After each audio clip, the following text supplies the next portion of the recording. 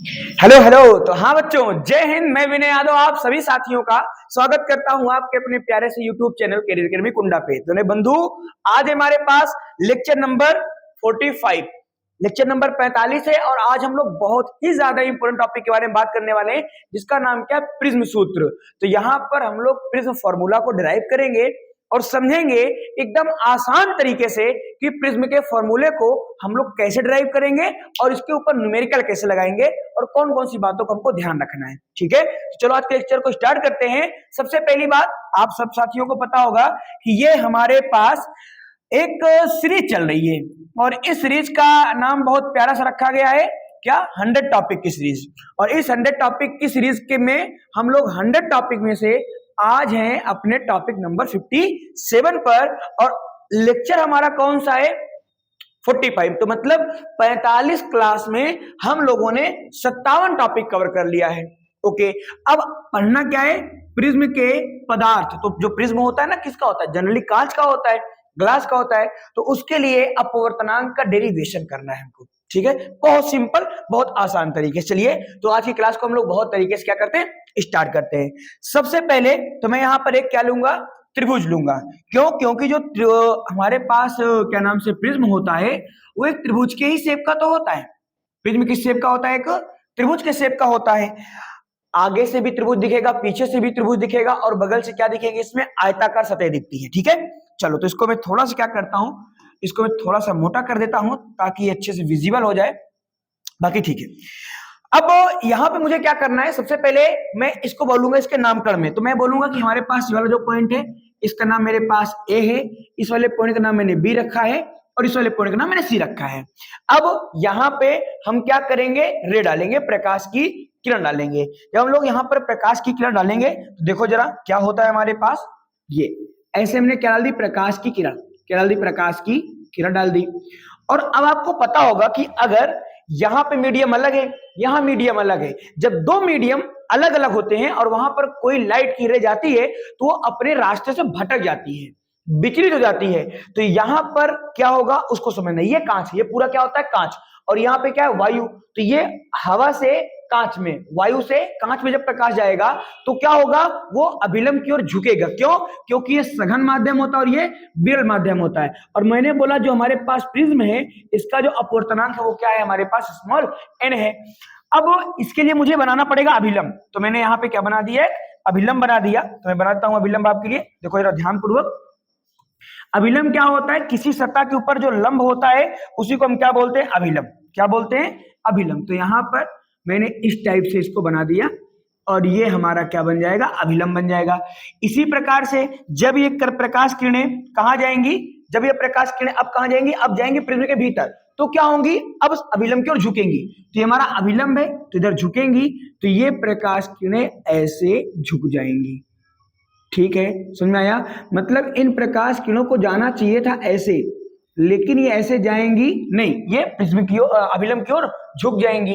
अब जब झुकेंगी तो फिर यहाँ पर सघन और ये विरल। तो जब माध्यम सघन से विरल होगा तो फिर एक बार प्रकाश अपवर्तित होगा, और अब की जब अपवर्तित होगा तो क्या होगा, अब की अभिलंब से दूर भागे। क्यों? क्योंकि ये विरल माध्यम में जा रहा है। तो फिर से की बार मैं यहाँ पे अभिलंब बनाऊंगा, तो मैं यहाँ पे अभिलंब बनाता हूँ, यहाँ से इस प्रकार से ये। ठीक है, इसका कलर मैं वही रखूंगा जो मैंने इसका रखा है। तुम्हारे पास ये हमारा क्या हो गया, अभिलंब हो गया। बोलो, इतना बात समझ में आ रही मेरी? ठीक है, चलो थोड़ा सा भैया आप इधर से आ जाइए, ज्यादा अच्छा लगेगा फिर। ये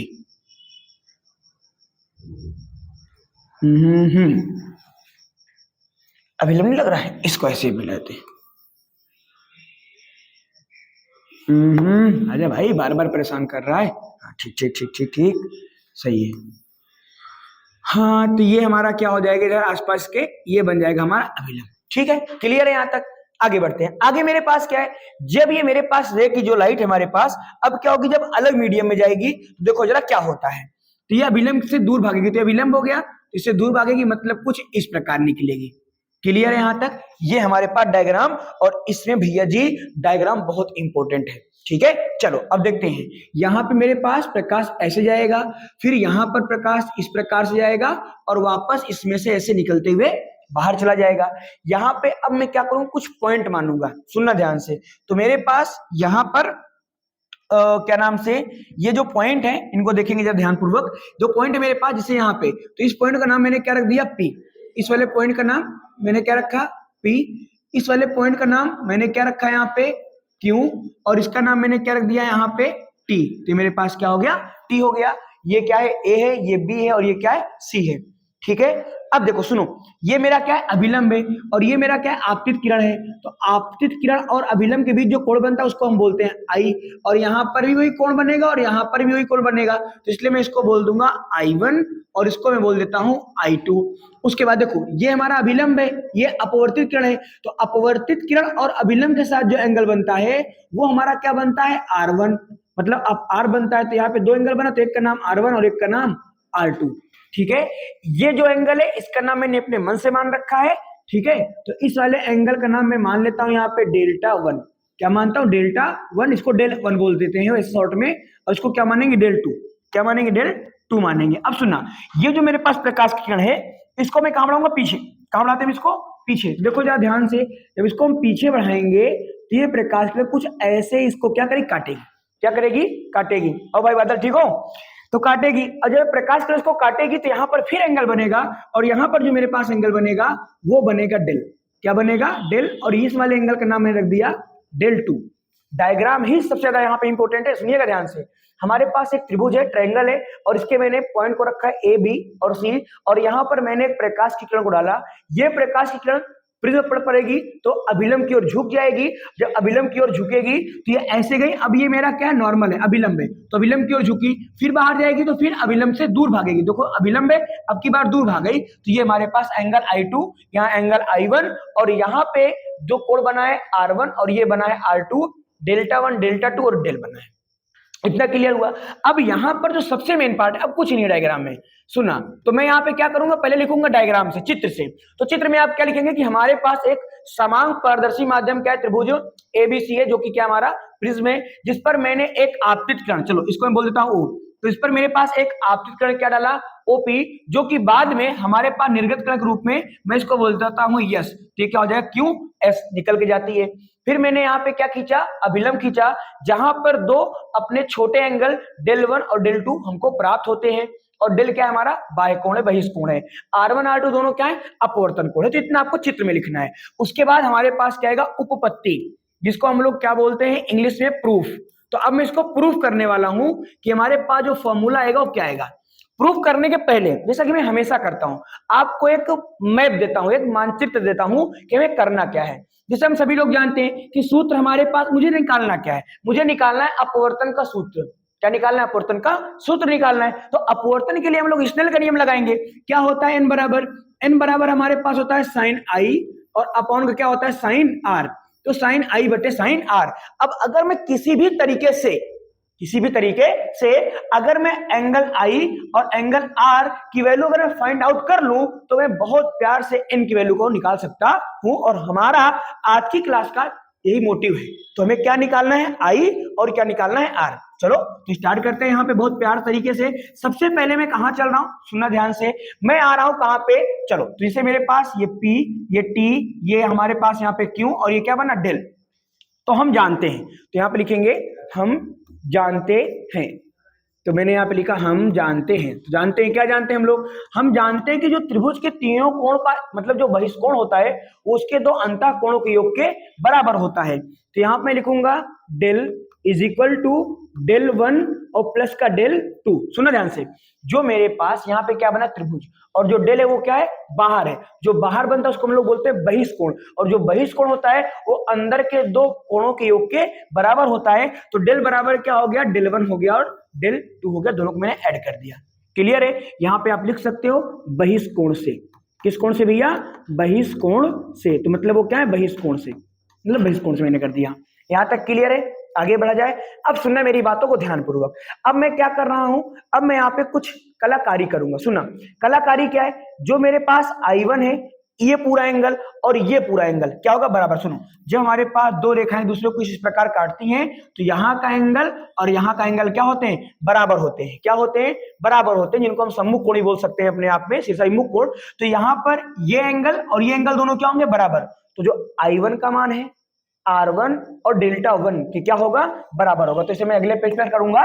तो यहां पर मेरे पास क्या आएगा, I1 इक्वल टू क्या आएगा, एक पेज एक्स्ट्रा, अच्छा ठीक, इस पेज को हटाना पड़ेगा क्योंकि ये गलती से मुझे यहाँ पे इस पेज में आया, ठीक है। चलो, तो मेरे पास यहाँ पे क्या आ गया, देखो ध्यान पूर्वक, यहाँ मेरे पास आया I1, क्या आया, I1 इक्वल टू क्या आएगा, I1 इक्वल टू आएगा R1 और प्लस का डेल्टा 1 आएगा, ठीक है। अब मुझे यहाँ पे डेल्टा 1 का मान निकालना है। अगर मुझे डेल्टा, इसको डेल्टा ही बोलते, ठीक है, तो डेल्टा 1 बराबर भैया क्या हो जाएगा, ये हो जाएगा I1 और माइनस को उधर जाके क्या हो जाएगा, ये R1 हो जाएगा। इसको आप बोल सकते हो समीकरण नंबर 1। अब मैं इसी प्रकार से मैं क्या करूंगा, इसी प्रकार से मैं क्या करूंगा, डेल 2 का मान निकालूंगा। किसका, डेल 2 का। तो डेल 2 बराबर क्या हो जाएगा, जहां पे 1 1 है आपकी बात 2 2 आ जाएगा, तो ये हमारे पास हो जाएगा I2 और माइनस का R2 हो जाएगा। तो इसको मैं बोल सकता हूं समीकरण नंबर 2। अब जो मेरे पास समीकरण 1 और समीकरण 2 आया है, इसका मान मैं क्या कर दूं, यहां पे रख सकता हूं, ठीक है, इस वाले एंगल पे। तो यहां पे मैं रख सकता हूं कि समीकरण 1 व 2 का मान, या समीकरण 1 व 2 से, समीकरण 1 व समीकरण 2 से, तो समीकरण 1 व समीकरण 2 से, समीकरण 1 और 2 को देखो भैया सुनना ध्यान से, डेल बराबर क्या था, डेल 1 प्लस डेल 2। डेल 1 की वैल्यू क्या है हमारे पास, I1 है और माइनस का R1 है, प्लस डेल 2 मेरे पास क्या है, I2 है और माइनस का R2 है। अब मैं क्या करना चाह रहा हूं, मैं I को एक तरफ, RR को एक तरफ कर लेता हूं। तो मैं यहां पर करूंगा आगे से, डेल इज इक्वल टू क्या है मेरे पास, I1, ठीक है, प्लस I2, तो मेरे पास I1 प्लस का I2 माइनस का R1 और माइनस का R2।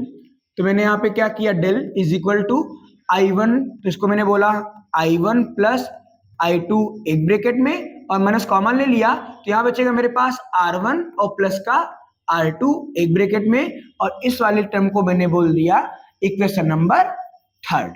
क्या बोल दिया, इक्वेशन नंबर 3 बोल दिया। इतना बात समझ में आई। अब मैं क्या करूंगा, यहाँ पे ये मेरे पास काम हो चुका है, ठीक है। अब मैं आगे चलता हूं, आगे मैं क्या कर रहा हूं, आगे मैं कहां चल रहा हूं, आगे मैं चल रहा हूं चतुर्भुज APTQ। ध्यान देखो, चतुर्भुज APQT या APTQ या AQTP, कुछ भी बोलोगे सब सही है। तो मैं यहां पे लिख सकता हूं चतुर्भुज APTQ से, चतुर्भुज APTQ से, तो angle A plus angle P plus angle T plus angle Q equal to 360। क्यों, क्योंकि चतुर्भुज के चारों कोणों का योग 360 होता है। चतुर्भुज अगर मेरे पास कोई भी होगा, जैसे यहाँ पे A P T Q, तो यहाँ का मान, यहाँ का मान, यहाँ का मान, सब का मान जोड़ने पर क्या होगा, हमारे पास 360 होता है। और आपको पता होगा इस वाले एंगल को हम लोग बोलते हैं एंगल A। क्या बोलते हैं, एंगल A बोलते हैं, जिसको हम लोग बोलते हैं अपवर्तक कोण, ठीक है। तो देखो यहाँ पे अब एंगल A का मान कितना है, एंगल A तो मेरे पास मान लो कितना है, A है, ठीक है। एंगल P मेरे पास कितना है, देखो ध्यान से, एंगल P का मतलब ये वाला। अब इस वाले सतह पे ये क्या है, अभिलंब है। अभिलंब का मतलब 90 डिग्री। अगर मेरे पास कोई रेखा है उस पे मैं अभिलंब खींचूंगा, देखो एंगल कितना बनता है, 90। तो इसका मतलब यहाँ पे जो मेरे पास पॉइंट P है और जो पॉइंट Q है, ये दोनों क्या है, 90 है, और T का तो मान पता नहीं है। तो इस पे मैंने क्या लिखा, P का मान कितना लिखूंगा मैं, 90। क्या मैंने लिख दिया 90 डिग्री, ठीक है। और T का मान मुझे नहीं पता, तो मैंने लिखा एंगल T। और Q का मान भी कितना है मेरे पास, 90 डिग्री। तो ये भी मेरे पास क्या हो जाएगा, 90 इज इक्वल टू क्या हो जाएगा, 360 हो जाएगा। अब 90 को आप ऐड कर सकते हो, और 90 ऐड मतलब कितना करेंगे, 180 हो जाएगा। तो हो जाएगा A plus 180 plus angle T is equal to 360। अब मैं क्या करूंगा, 180 और A को मैं उधर क्या कर दूं, भेज दूं। तो हो जाएगा angle T is equal to 360, और माइनस का क्या हो जाएगा मेरे पास, यहाँ पे माइनस का हो जाएगा A और प्लस का क्या हो जाएगा, 180 हो जाएगा। तो ये मेरे पास किसका मान आएगा, एंगल T का मान आ गया। किसका मान आ गया, एंगल T का मान आ गया। सुनना, मैंने क्या किया है, चतुर्भुज से मैं कोण T का मान निकाल दिया 360 डिग्री वाले हिसाब से। तो समीकरण 3, और उसको मैं बोल दिया समीकरण क्या बन गया, मेरे पास 4 बन गया। अब मैं आगे क्या कर रहा हूं, सुनो, आगे मैं क्या कर रहा हूं, जो मेरे पास त्रिभुज बना है ना, उसी त्रिभुज में मैं त्रिभुज में जा रहा हूं। अब त्रिभुज मेरे पास कहां पे, देखो PQT, त्रिभुज PQT में। तो जब त्रिभुज PQT में जाएंगे, देखो क्या होता है मेरे पास, जरा देख लेते हैं हम लोग। तो मैं यहां पे आता हूं त्रिभुज पी क्यू टी से। तो त्रिभुज पी क्यू टी से, तो त्रिभुज पी क्यू टी से क्या आएगा, सुनो ध्यान से। अब त्रिभुज के तीनों कोणों का योग कितना होता है, 180 होता है ना। कोई भी त्रिभुज होगा तीनों कोणों का योग कितना होगा, 180 होगा। तो इसका मतलब angle P plus angle Q plus angle T is equal to कितना हो जाएगा, 180। कितना हो जाएगा, 180 हो जाएगा। अब अगर मैं एंगल पी के बारे में बात करूं, एंगल क्यू के बारे में बात करूं, तो वहां पर आप देख सकते हैं एक बात ध्यानपूर्वक कि यहां पे जो मेरे पास एंगल पी है, जो मेरे पास एंगल पी है, मतलब कि ये वाले कोण की बात कर रहा हूं, ठीक है। इसका मान कितना है R1, इसका मान कितना है R2, और इसका मान हमको पता नहीं है, जो कि मैंने समीकरण नंबर 4 कितना आया था मेरे पास, ये 4। तो ये कोण एक टी का मान मैं यहां से रख दूंगा। अब मैं आगे जब चलता हूं तो मैं यहाँ पे क्या लिखूंगा, इसका मान मैंने क्या लिखा, R1, और एंगल क्यू का मान क्या है, एंगल क्यू है तो एंगल क्यू ही रहेगा, नहीं एंगल क्यू का मान कितना है R2, तो मेरे पास इसका मान कितना हो जाएगा R2, और एंगल टी की वैल्यू तो मुझे मान लो नहीं पता, बाद में रखूंगा, तो 180 हो जाएगा। अगर मैं इनको उधर भेज दूं देखो क्या हो जाएगा, ये हो जाएगा एंगल टी, क्या होगा एंगल टी, और इक्वल टू क्या बनेगा 180, ठीक है। और उधर जाके क्या हो जाएंगे, माइनस के R1 और प्लस के R2, ऐसे लिख सकता हूं मैं, कोई दिक्कत नहीं होनी चाहिए। अब मैं क्या कर रहा हूं, यहाँ पे मैं एंगल टी की वैल्यू रखता हूं, एंगल टी की वैल्यू मेरे पास क्या है 360, और माइनस का a और प्लस का 180। तो मैं यहां पे क्या करूंगा, रखूंगा 360 माइनस का a प्लस का 180 इज इक्वल टू 180 माइनस का R1 और माइनस का R2। देखना ध्यानपूर्वक, यहां पर जब मैं इसको इसमें से क्या करूंगा, सब्ट्रैक्ट करूंगा, मतलब घटाऊंगा, तो ये बचेगा माइनस का a और 360, ये भी माइनस करेगा भैया, ठीक है। यहाँ पे हमारे पास ये क्या रहेगा, माइनस करेगा, हटाओ इसको पूरा, ठीक है। यहाँ पे मेरे पास ये रहेगा माइनस का 180, क्योंकि मैंने माइनस के अंदर गुणा किया है, तो माइनस का 180 होगा। अब देखो तो ये हो जाएगा मेरे पास माइनस का a, और इसको जब घटाओगे तो कितना आएगा, ये आएगा प्लस का 180 आएगा, क्योंकि मैंने इसमें इसको घटा दिया ना, तो 180 बराबर यहाँ पे क्या बचा मेरे पास 180 माइनस का R1 माइनस का R2, इस 180 से 180 कट जाएगा। अगर मैं दोनों में से माइनस माइनस लूंगा तो a बराबर मेरे पास क्या आ जाएगा, R1 प्लस का R2। अब ये तो ठीक है मेरे पास आ गया, बट क्या है ना कि जो R1 है जो R2 है, मतलब जो दोनों कोण है मेरे पास, वो क्या है, वो बहुत छोटे हैं, क्या है, बहुत छोटे हैं। इसलिए मैं अल्पतम विचलन की स्थिति में इनको मैं आपस में बराबर मान सकता हूं। तो मैं यहां पे लिखूंगा अल्पतम विचलन की स्थिति में, अल्पतम विचलन की स्थिति में, अल्पतम विचलन की स्थिति में, अल्पतम विचलन की स्थिति में, तो अल्पतम विचलन की स्थिति में क्या आएगा, देखो तो a बराबर, मतलब जो R1 R2 आपस में क्या हो जाएंगे, बराबर। तो R1 बराबर R2 बराबर, मैंने क्या मान लिया, R मान लिया, तो मेरे पास हो जाएगा a बराबर R प्लस R, और यहां पर निकालूंगा तो a बराबर R 2R, और अगर मैं R का मान निकालूंगा तो R बराबर क्या आएगा, a/2 आएगा, R बराबर a/2। और मेरा ये तो मोटिव था कि पहले I का मान निकालो फिर R का मान निकालना, तो R का मान आ गया, एक मान हमारे पास आ गया स्नेल के नियम से। तो स्नेल के नियम, मुझे I का मान चाहिए था, R का मान चाहिए था, तो R का मान आ गया। अब क्या निकालेंगे, I का मान। तो I का मान कैसे निकालेंगे, अब जो मेरे पास R की वैल्यू I है, तो मेरे पास एक बना था समीकरण 3, कहां गया, समीकरण 3, समीकरण 1, समीकरण 2 और समीकरण 3। तो इस इक्वेशन थर्ड में मैं क्या करूंगा, मैं इनकी वैल्यू को पुट करूंगा, और फिर जो होगा उसको हम देखेंगे। तो मैं यहां पे लिख रहा हूं कि समीकरण 3 में, यहां पहले मैं लिखता हूं समीकरण 3 से, समीकरण 3 से, समीकरण 3 मेरे पास क्या आया था, वहां पे समीकरण 3 आया था मेरे पास डेल बराबर I1 प्लस का I2 और माइनस R1 प्लस का R2, यही आया था। अब देखो, अब मैं कह रहा हूं कि अल्पतम विचलन की स्थिति में, तो जब अल्पतम विचलन की स्थिति होती है ना भैया, तो जो मेरे पास छोटे छोटे एंगल होते हैं उनको हम बराबर मान सकते हैं, जैसे R1 बराबर R2 बराबर R, उसी प्रकार से मैं I1 बराबर I2 बराबर I मान सकता हूं। तो मैं यहाँ पे लिखूंगा डेल I1 प्लस I2, मेरे पास क्या हो जाएगा I, तो हो जाएगा मेरे पास 2I। अच्छा एक बार लिख देता हूं, तो यहाँ मेरे पास क्या आएगा I, क्या आएगा I1 नहीं I, और प्लस का क्या आएगा I आएगा, और माइनस का R1 R2 भी बराबर है, तो यहाँ मेरे पास क्या आ जाएगा 2R हो जाएगा ये। चलो इसको भी एक बार लिख देता हूं, तो मेरे पास ये क्या हो जाएगा यहाँ पे R, तो यहाँ पे आएगा R और प्लस का R हो जाएगा। इतना तो क्लियर हुआ होगा। अब मैं क्या करूं, आई आई का मतलब 2i और आर आर का मतलब 2r, इसे मैं अगले पेज पे कर देता हूं। तो मैंने यहाँ पे क्या लिखा, डेल इज इक्वल टू आई, आई का मतलब क्या हो जाएगा हमारे पास 2i, और इसका मतलब क्या हो जाएगा 2r हो जाएगा, और यहाँ पे क्या लिखा है माइनस, तो यहाँ मेरे पास क्या आ जाएगा माइनस आ जाएगा। अब मैं यहाँ से 2 कॉमन कर सकता हूँ, बिल्कुल कर सकता हूँ। मैं 2 कॉमन करूंगा, देखना ध्यान से, तो डेल बराबर ये बचेगा मेरे पास 2i और माइनस का ये बचेगा i minus R, I minus R. तो मैं क्या करूंगा, 2 को उधर भेज दूंगा तो हो जाएगा डेल बाई 2, डेल बाई 2, और ये क्या बचेगा i माइनस आर।